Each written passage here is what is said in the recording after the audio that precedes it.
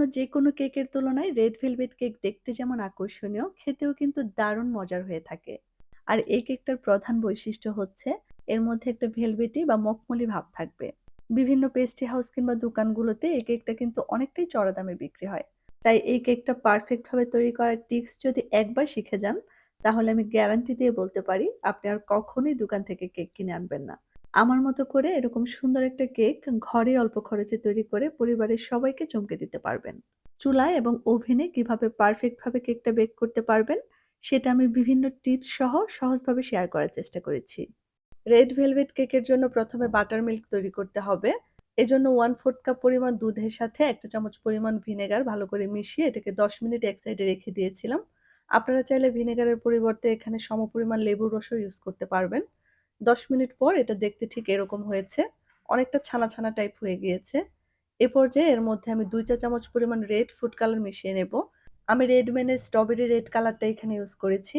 এখন সবকিছু একসাথে ভালো করে মিশিয়ে এটাকে এক সাইডে রেখে কেকের জন্য শুকনো উপকরণগুলো রেডি করব। প্রথমে নিয়ে নিচ্ছি ১.৫ কাপ পরিমাণ ময়দা, ২ চা চামচ পরিমাণ কোকো পাউডার, ১.৫ চা চামচ পরিমাণ বেকিং পাউডার, 1/4 চা চামচ পরিমাণ বেকিং সোডা এবং 1/4 চা চামচ পরিমাণ লবণ। আর সবগুলো শুকনো উপকরণ অবশ্যই একসাথে এভাবে করে একটা চালনির সাহায্যে চেলে নিতে হবে। এতে করে শুকনো উপকরণগুলোর মধ্যে যদি কোনো দলা পাকিয়ে থাকে সেটা ভেঙে যাবে। আর শুকনো উপকরণগুলোর মধ্যে একটা বাতাসও ক্রিয়েট হবে। যার কারণে কেকটা খুব ভালো করে ফুলবে। এখন সবকিছু একসাথে খুব ভালো করে মিশিয়ে এটাকে এক সাইডে রেখে কেকের জন্য ব্যাটারটা তৈরি করব। আর এই কেকের ব্যাটারটা আমি ব্লেন্ডার যোগে ব্লেন্ড করে তৈরি করব। আপনারা চাইলে কিন্তু হ্যান্ড হুইস্কের সাহায্যেও কাজটা করতে পারবেন। তবে সেক্ষেত্রে সময়টা একটু বেশি লাগবে। প্রথমে রুম টেম্পারেচারে থাকা ৪ টা ডিম ব্লেন্ডারের মধ্যে দিয়ে দিয়েছি। এখন এটাকে ২ মিনিটের মতো ব্লেন্ড করব। যখন ডিমের কালারটা চেঞ্জ হয়ে এরকম সাদা, সাদা হয়ে আসবে, মানে ডিমের ফোমটা যখন ভালো করে তৈরি হয়ে যাবে, তখন এর মধ্যে এড করে দিয়েছি ১.৫ কাপ পরিমাণ চিনি।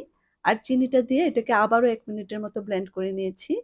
চিনিটা যখন ভালো করে গলে গিয়েছে, তখন এর মধ্যে এড করে দিয়েছি ১/২ কাপ পরিমাণ সানফ্লাওয়ার অয়েল এবং ১.৫ চা চামচ পরিমাণ ভ্যানিলা এসেন্স। আর তেল দেওয়ার পর কিন্তু খুব বেশি সময় ব্লেন্ড করার দরকার নেই। ৩০ সেকেন্ডের মতো ব্লেন্ড করে নিলে হয়ে যাবে। ব্যাটারটাকে আমি একটা মিক্সিং বোলের মধ্যে ঢেলে নিয়েছি। এখন শুকনো উপকরণগুলো ২ থেকে ৩ ধাপে এর মধ্যে মিশিয়ে দিতে হবে। আর মেশানোর ফাঁকে, ফাঁকে একটু, একটু করে বাটার মিল্কটাও মিশিয়ে নিতে হবে। এলোপাথারিভাবে কিন্তু মেশানো যাবে না। এভাবে এক সাইড থেকে ঘুরিয়ে, ঘুরিয়ে আলতো হাতে মেশাতে হবে।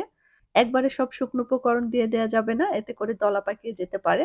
২ থেকে ৩ ধাপে আস্তে, আস্তে মেশাতে হবে। কেকটা পারফেক্ট হওয়ার জন্য মেশানোর কাজটা কিন্তু খুবই ইম্পোর্টেন্ট। তাই কাজটা একটু সময় নিয়ে যত্ন সহকারে করতে হবে। আর চেষ্টা করবেন এরকম একটা হ্যান্ড হুইস্কের সাহায্যে মেশানোর কাজটা করতে। এতে করে মেশানোটা খুবই ভালো হয়। এর থিকনেসটা দেখতে ঠিক এরকম হয়েছে। এখন এটাকে সেট করার জন্য আমি এরকম একটা হার্ট শেপের মোল্ড নিয়েছি। মোল্ডের মধ্যে সামান্য পরিমাণ তেল ব্রাশ করে নিয়েছি।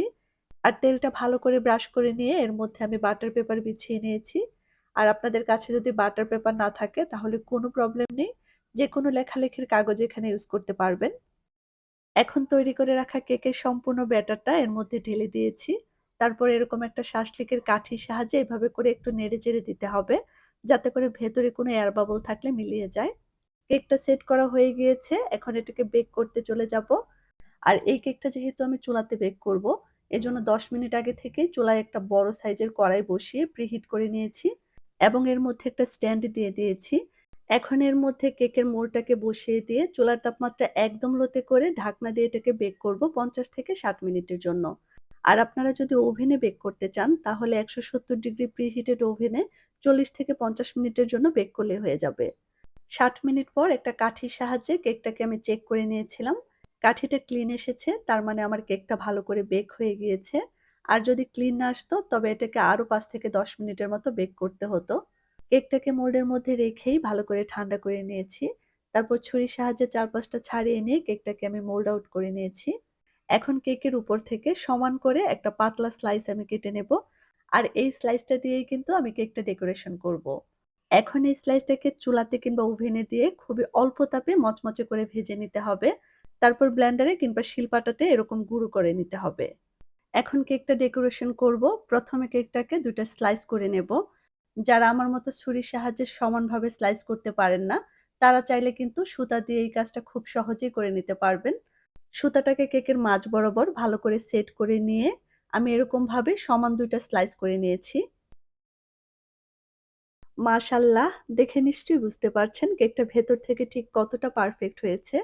রেড ভেলভেট কেকের মধ্যে এরকম সুন্দর একটা লাল টুকটুকে কালার আনতে চাইলে অবশ্যই কিন্তু এখানে ভালো ব্র্যান্ডের কোনো কালার ইউজ করতে হবে। কেক ডেকোরেশনের জন্য আমার কাছে যেহেতু কোনো কেক বোর্ড ছিল না, তাই আমি এরকম একটা ট্রের মধ্যে কেকটাকে সেট করব। এজন্য ১ম এ আমি অল্প পরিমাণে হুইপ ক্রিম ট্রেটার মধ্যে লাগিয়ে নিয়ে একটা স্লাইস এর উপর বসিয়ে দিয়েছি। যাতে করে ডেকোরেশন করার সময় কেকটা নড়ে চড়ে না যায়। কেকটা যাতে সফট থাকে সেজন্য উপর থেকে কিছুটা সুগার সিরাপ ব্রাশ করে নিয়েছি। তারপরে এরকম একটা পাইপিং ব্যাগের সাহায্যে সম্পূর্ণ স্লাইসটার উপর আমি হুইপ ক্রিম লাগিয়ে নিয়েছি। এখন কেকের অন্য যে স্লাইসটা ছিল সেটাও আমি সমানভাবে উপর দিক থেকে সেট করে দিয়েছি। একইভাবে এই স্লাইসটার উপরেও হুইপ ক্রিম লাগিয়ে নিয়েছি। আর এভাবে করে পাইপিং ব্যাগের মাধ্যমে ক্রিমটাকে লাগিয়ে নিলে সমানভাবে কিন্তু ক্রিমটাকে লাগানো যায়। কোথাও বেশি কিংবা কোথাও কম হয়ে যাওয়ার সম্ভাবনা থাকে না। আর ফিনিশিংটাও কিন্তু খুব তাড়াতাড়ি নিয়ে আসা যায়। একটা ব্রেড নাইফের সাহায্যে আমি উপর দিকটা সমান করে নিয়েছি। তারপর একটা স্ক্যাপারের সাহায্যে চারপাশটা সমান করে নিয়ে মোটামুটি একটা ফিনিশিং আমি ১ম এ দিয়েছি। আর ফিনিশিং দেওয়ার সময় যে জিনিসটা দিয়ে আপনি ফিনিশিং দেবেন ওই জিনিসটা একটু পরপর মুছে নিতে হবে। সবার শেষে এরকম একটা পাতলা প্লাস্টিকের কাগজের সাহায্যে আরেকটু স্মুথ করে আমি ফাইনাল ফিনিশিংটা দিয়েছি। একটা টিস্যু দিয়ে চারপাশটা ভালো করে ক্লিন করে নিয়েছি। এখন আগে থেকে যে কেকের স্লাইসটা আমরা গুঁড়ো করে রেখেছিলাম, সেটা একটা চালনির সাহায্যে এভাবে করে উপর দিক থেকে চেলে, চেলে দিয়ে দিতে হবে। আর যতটা সম্ভব পারা যায় একটু সমানভাবে দিতে হবে যাতে সব দিক থেকে সমানভাবে কেকের গুঁড়াটা পড়ে। আর এক্সট্রা যে গুঁড়াটা নিচের দিকে ছড়িয়ে পড়বে, সেটাকে একটা কাগজের সাহায্যে নিচের অংশে এভাবে করে লাগিয়ে দিতে হবে। এতে করে কিন্তু কেকের নিচের দিকেও খুবই সুন্দর একটা ডিজাইন ক্রিয়েট হবে। টিস্যু দিয়ে চারপাশটা ভালো করে ক্লিন করে নিয়েছি। এখন উপর দিক থেকে কয়েকটা হার্ট শেপের চকলেট টপার বসিয়ে দেব। এতে করে কেকটা দেখতে কিন্তু আরো আকর্ষণীয় লাগবে। চারপাশটা আমার কাছে কেমন জানি একটু খালি, খালি লাগছিল। তাই কয়েকটা হোয়াইট কালারের সুগার বল বসিয়ে দিয়ে আমি আমার ডেকোরেশনটা কমপ্লিট করে নিয়েছি। আর কেকটা ডেকোরেশন করার পর তো এটা দেখে আমি নিজে বানিয়ে নিজেই মুগ্ধ হয়ে গিয়েছি। আর আমার বাসার সবাই তো এটা দেখে ভীষণ সারপ্রাইজড হয়ে গিয়েছিল। কেকটা দেখতে যেমন সুন্দর হয়েছে, খেতেও কিন্তু মাশাআল্লাহ অসাধারণ হয়েছিল। নামি দামি কোনো ব্র্যান্ডের কেকের থেকে কোনো অংশে কম হয়নি। আজ তাহলে এ পর্যন্তই। এরকম আরো সুন্দর, সুন্দর রেসিপি পেতে চ্যানেল সাবস্ক্রাইব করে নিয়মিত চ্যানেলের সাথেই থাকবেন। আর রেসিপি ভালো লাগলে অবশ্যই ভিডিওটিতে একটি লাইক করে দিতে কিন্তু ভুলবেন না। সবাই ভালো থাকবেন। আসসালামু আলাইকুম।